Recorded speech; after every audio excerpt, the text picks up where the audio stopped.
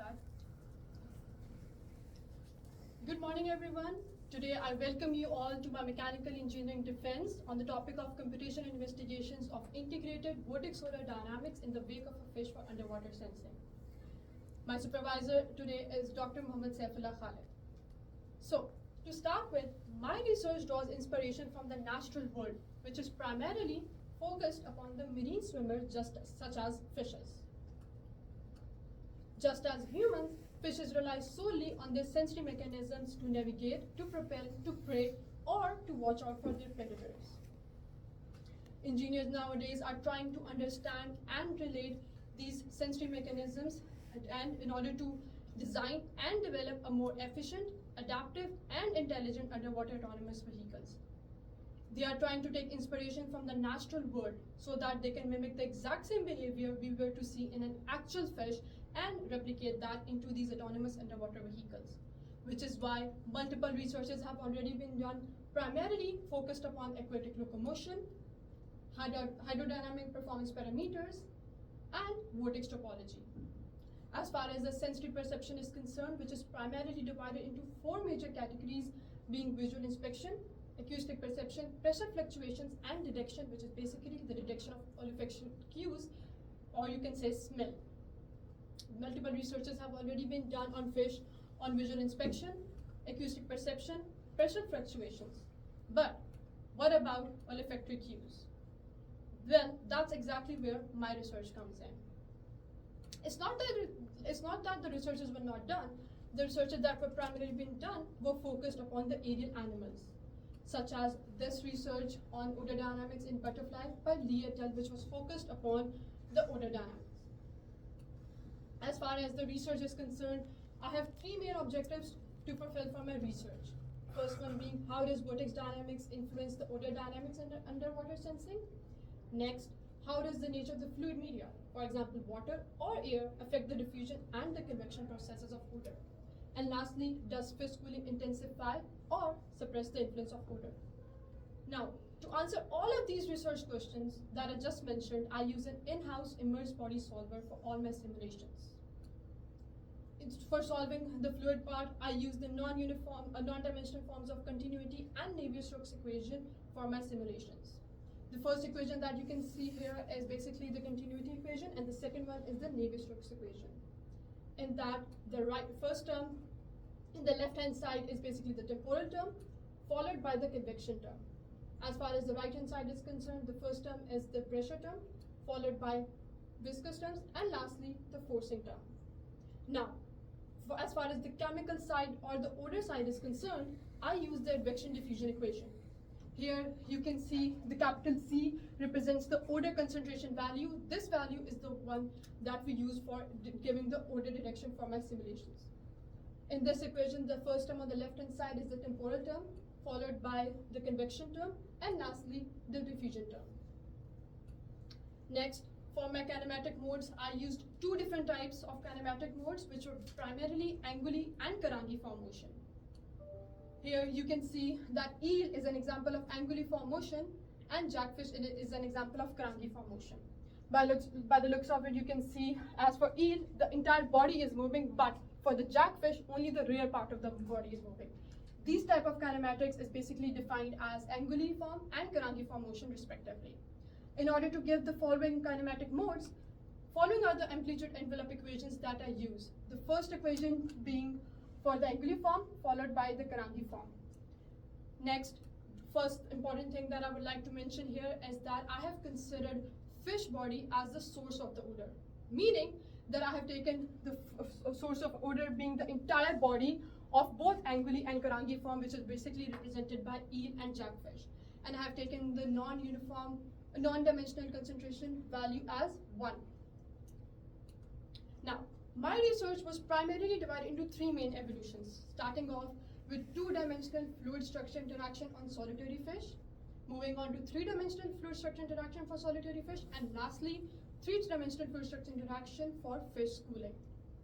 Firstly, I would like to talk about 2D fluid structure interaction for solitary fish. Now, the main question that I was trying to address for my 2D simulations was that how does vortex dynamics health undulating body spread odor. In order to answer this question, following governing parameters were used. I used the geometry of NACA 0012 along with the Reynolds number of 500, 1000 and 5000, which means number of air and water being 0.7 and 340 respectively, along with the Strouhal frequency of 0.2 all the way to 0.6 with an increment of 0.05. I used the wavelength of anguilliform to be 0.75 and Karangiform to be 1.05. Following is the non-uniform Cartesian grid and boundary conditions that I used for my simulations for 2D. Here I would like to mention that I used the Dirichlet boundary conditions for my inflow, whereas for the rest of the far field equation boundary conditions, I used the Nyman boundary conditions. Before I move on, I would like to mention here that I have done extensive grid independence and time step independence for all my simulation, for my 2D and 3D simulations before going into my actual 2D and 3D simulations. Before I go into my actual simulation, here I want to show some of the animations about velocity and vorticity. First one being the velocity contour of Reynolds number 1000 with Strouhal frequency of 0.2 for anguilliform motion. Next, I would like to show the vorticity contours with Reynolds number 3, the same Reynolds number 1000 and Strouhal frequency of 0.2. Finally, I would like to show some of the results that I got from my 2D simulations. In this, you can see that I plotted for vortex and odor concentration for anguilliform with Reynolds number 500, the first row being for Strouhal frequency of 0.2 and the second one being 0.6. The first one basically shows the vorticity plot, whereas the second one shows the odor concentration plot. Similarly, on the same dimension and scale, I plotted for Karangiform motion.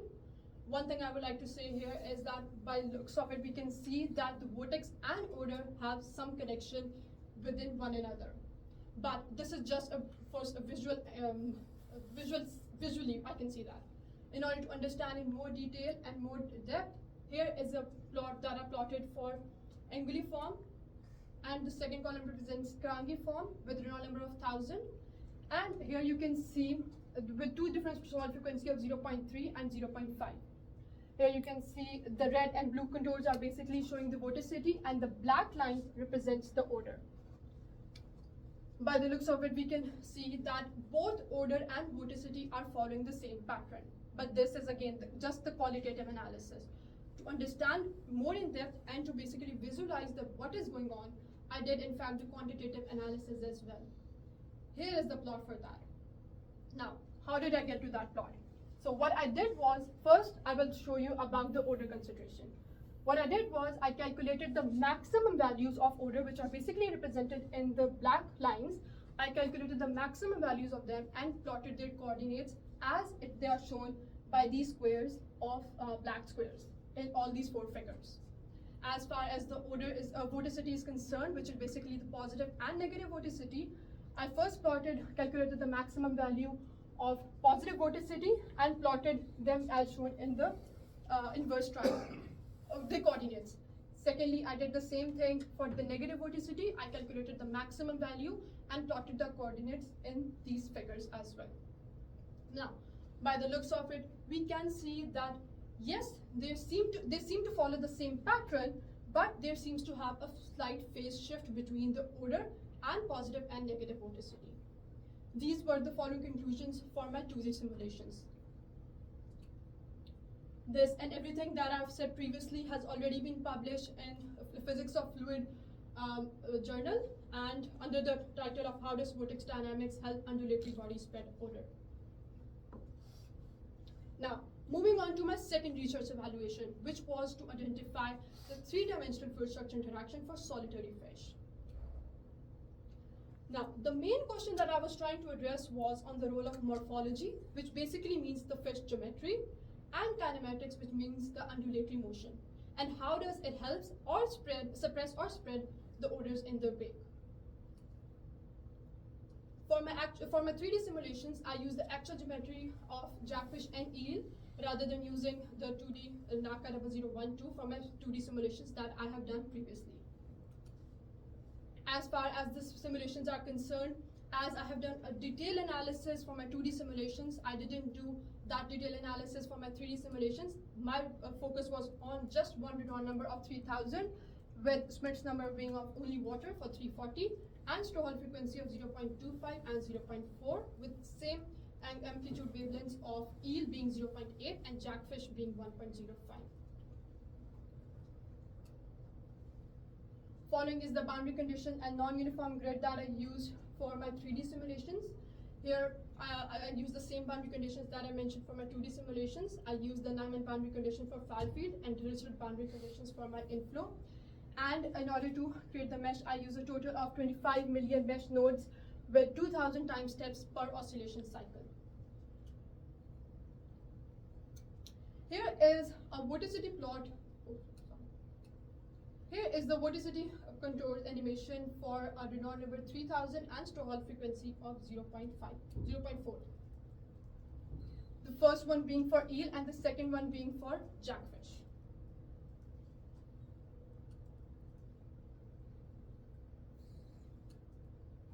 Now, to visualize my results qualitatively, I plotted the Q criterion, which is basically shown in the gray color with a total value of 10, which basically represents the vorticity. And along with that, I used the odor concentration, 3 different odor concentrations in fact, with that being 0.3, 0.6, and 0.4.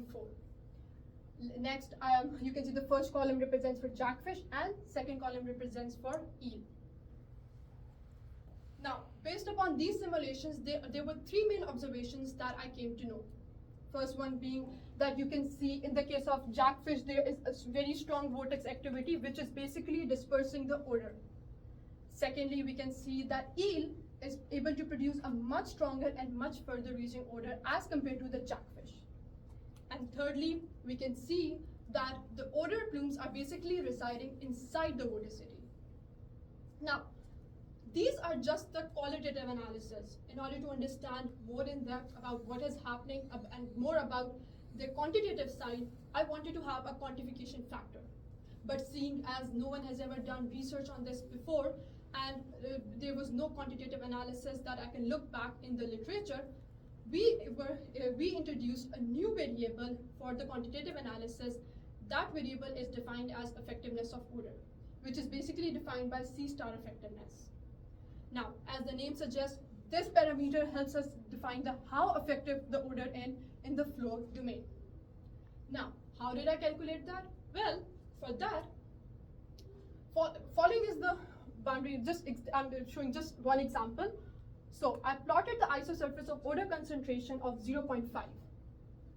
Next, what I did was I divided the flow domain into multiple subzones. To have a better idea and better visualization, here is a side plot showing multiple subzones. I plotted the subzones starting from the trailing edge all the way down to the flow domain. Each subzone with an increment of 0.5, thereby covering the total body length of 5.5. Next, what I did was, firstly, I will take just one subzone as an example, and how did I calculate the area for this one subzone? What I did was I extracted the isosurface, integrated it to calculate its area. And then I calculated this area based upon 8 different time steps per oscillation cycle. And I took the average based upon that. That's how I got the isosurface area of odor within that given subzone value. I then repeated the same procedure for all my other subzones as well. Then I got the value. One thing I would say here, this is just a 2D representation. The whole isosurface was basically done in 3D. Now, remember when I said that I have considered the fish body as a source of odor, that non-dimensional odor being 0.1? Well, I had to normalize my isosurface area based upon this odor, which is why I calculated the swimmer's body area and normalized it by the isosurface area that I just previously mentioned. This is exactly how we got this new parameter called as the effectiveness of odor. Based upon this parameter, I did the quantitative analysis for my research. Now, here is the odor effectiveness plot for jackfish and eel, which is basically shown by blue and red lines, and with the like the flow domain of till 5.5. Here, we defined in the qualitative analysis, that eel was in fact producing a much more stronger vortex. We can see from this effectiveness plot as well that in fact it was true, and eel was producing a much stronger vortex odor values. And I'll take you back to the main research question that we were trying to answer on the role of morphology and kinematics. Now, one thing to note here is that why does eel produce a more effective odor despite having a smaller odor source? Now, you can see is that jackfish here has a much more odor area as compared to eel. But despite having a stronger area for jackfish, it is producing less odor, which is basically against the intuition. Which is why we did a set of more simulations to prove our point, and that is why we swapped the kinematics. So what we did was, instead of giving eel anguilliform motion, we gave eel carangiform motion. And the same thing, instead of giving jackfish the carangiform motion, we gave jackfish an anguilliform motion. So this was the plot with the actual kinematics that are seen, with eel being with anguilliform motion and jackfish being the carangiform motion. And here's the plot that shows the swapped kinematics of jackfish with an anguilliform motion and eel with a carangiform motion. And you can see that when we swap the kinematics, jackfish here was with the kinematics of anguilliform, it is producing more odor as compared to eel. Which is why we concluded that it is not the morphology or the body shape that basically dominates in the odor, but rather the kinematics that plays a huge role in spreading the odor. Now that we know that it was in fact the kinematics that play a huge role, we wanted to analyze in more depth, which is why we wanted to prove that how does kinematics influence the decay of the odor in the wave. Well, to answer these questions, I will take you guys back to the following amplitude equations that I used. The first one being for anguilliform and second one being the carangiform motion.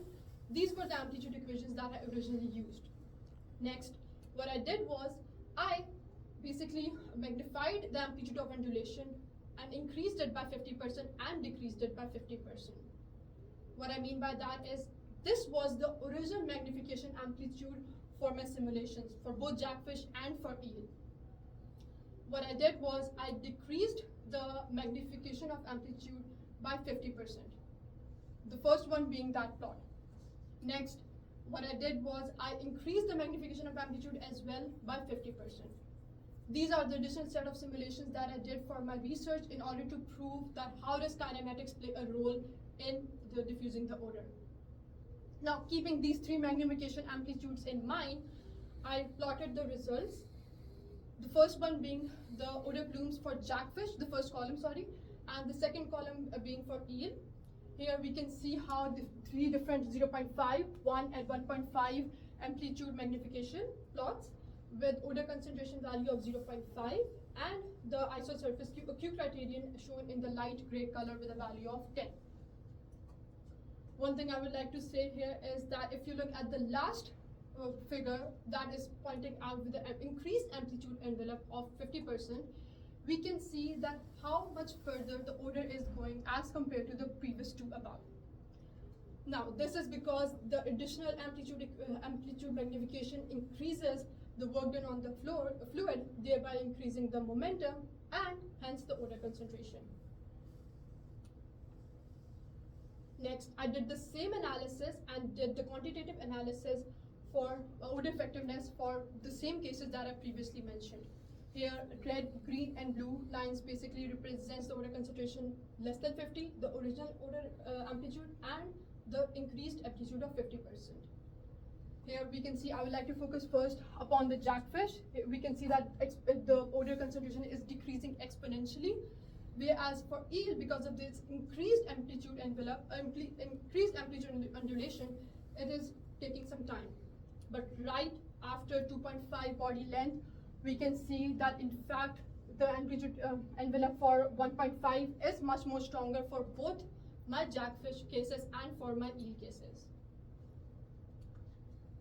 Next, the second part of my research was to identify the effect of advection and diffusion processes, which is why I use the same advection diffusion term and the first term being the temporal term, followed by the convection term. I then calculated the individual effect of convection based upon this term, and similarly I did for diffusion as well. Here are the results that I plotted for the influence of convection, the first column being for jackfish and the second column being for eel, with the same control values. Similarly, I can see the same the influence of diffusion on both the jackfish and eel. We can see that diffusion is playing a more role in the transverse direction as compared to convection. Now, the research that have already been shown previously is currently under submission and is currently available as a preprint on arXiv on the same topic on the role of morphology and kinematics of biological swimmers to spread and suppress their odors in the wake. Lastly, I will move towards my 3D simulations for chemical interaction for fish schooling. Fish schooling means that there are multiple fishes.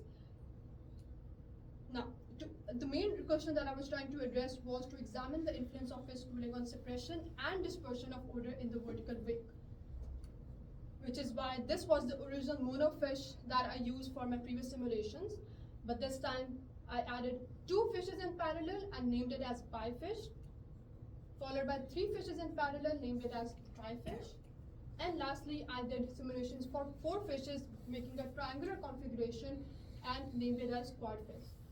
These were the 4 configurations that I used for my fish schooling configurations. For as far as the governing parameters are concerned, I use the same governing parameters that I used originally for my 3D simulations, with same Reynolds number of 3000 and Stall frequency of 0.25 and 0.4.